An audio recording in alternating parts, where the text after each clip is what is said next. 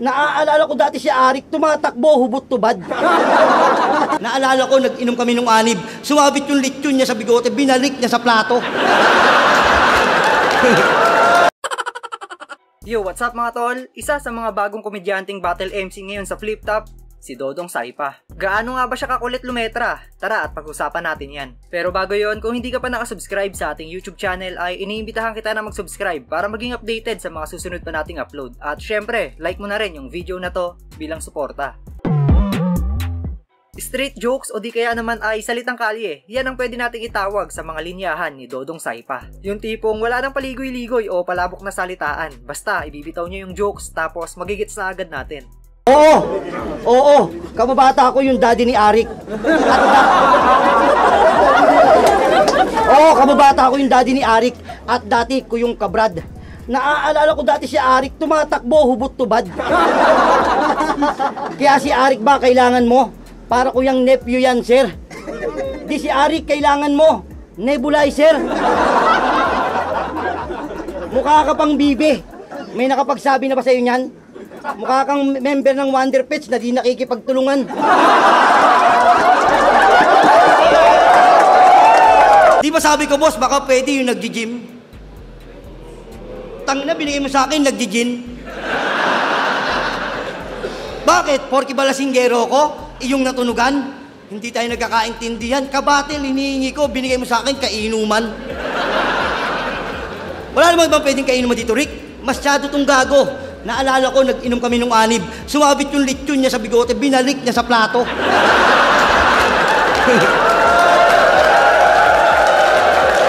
Ang tanong, sa mga sinabi ko, ang tanong, kaya mo pa ba? Sumasakit na ulo mo, no?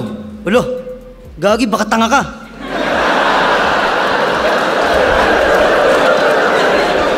Kaya iwasan mo na hanggat may pag-asa pa man. Walang magandang maidudulot kung bato sa sandalan. Pansin mo ba sa mga tindahan sa inyo, di ka na pinagbibentahan? Kasi ikaw lang narinig kong nabili ng foil lang nagdadahilan. Pabili ng foil, mag-iiyaw ako. Defensive ang putang ina.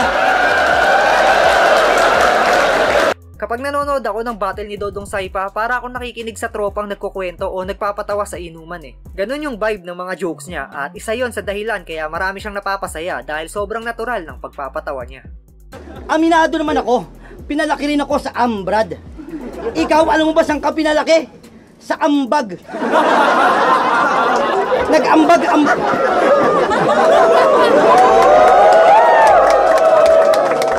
Nag-ambag-ambagan yung kapitbahay mo, mapagatas ka lang, hayop ka. Haba pa ng leeg. Pangit pa ngumiti. Nakita ko yung leeg mo doon kanina, kala ko binte.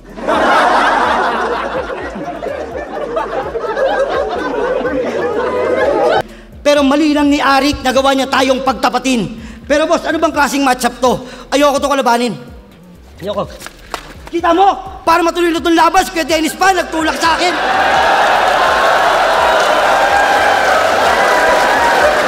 Kaya tulala, di natin kailangan dumistansya ng ilan di pa. Kailangan pa rin kitang kabayan kasi kasyabo kita.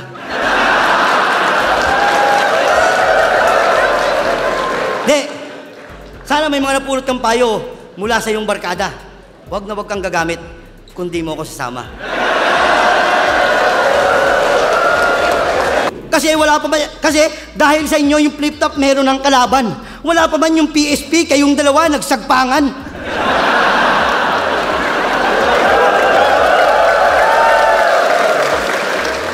Kaya nung nakita kayo ni Pibos, naisip niya yung, sagpangan na. Kaya malamang, kayo rin magiging dahilan para maisip ni Arik yung, tanggalan na. Nag-uumpisa pa lang itong magpakitang gilas sa Flip Top kaya asahan natin na mas lalo pang gagaling itong si Kuya Dodong Saipa natin. May ikukulit at ilulupit pa to sa entablado lalo na kapag nabigyan ng mas marami pang pagkakataon. Dahil hindi lahat madadaig mo, batch. Kabaliwan na sinasabi mo eh. Hindi na yan bars. Hindi ka sick porque nagkaroon ka ng SARS at tandaan mo mananaig pa rin ng jokes over drugs. Tangina kasing kalaban to. Kung ano-ano ginagawa sa mga liga. Nagbibihis babae ng lalaplap ng bading kadiri ka. Oo, aminado, galing ako sa bilibid at di ko yun tinatanggi. Kaya huwag ka sa akin magpakita ng puwet. Sanay ako sa marumi.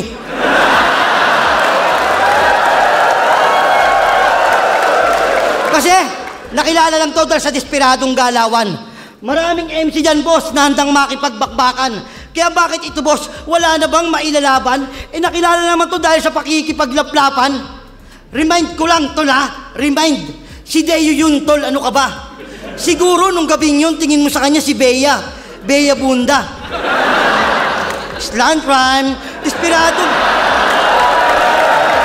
Kasi pakinggan mo mga linya mo. Halatang hindi na matino. Bukod sa hindi ka nagmumulti. Bars, metaphor, hindi ka naliligo. Okay lang kung hindi ka naliligo, akin yung tinatanggap. Ang pinagtataka ko lang, bakit sa bigote ka dinadandrap?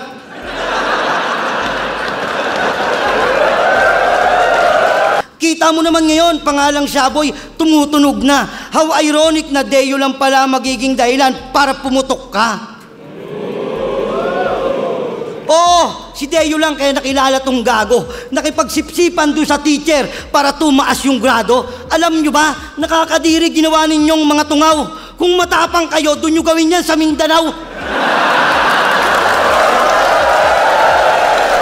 Pero di ubre yung komedya mo. Masaya ako sa pamilya ko. Di ko kailangan ng stress reliever. So napakasaya pala sa'yo ng pamilya mo. Ang tanong, anong pake ko? Pamilya mo yun, sayong-sayo yun.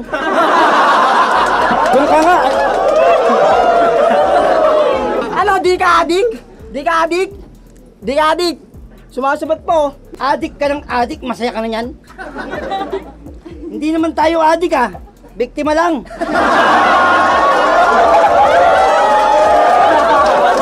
Tingin mo, estilo pa matatawag ang iyong pinagsasabi? Tawag kasi namin sa ganyan, disability. Marami ka pa kasing sinasabi na hindi na nilabit. Tulad ng material sa ipinangako ang panganib. Pati ulo ko sumasakit. Paglobat ka, yung bara mo ang Wex. 10 months na, putang ina yung sinabi mong yun. Hanggang ngayon, hindi ko pa mag-gets. Kung tutuusin, marami ka pang sinasabi na hindi nila nakukuha. Kaya gusto kitang tanungin, kuya, saan ka nakuha?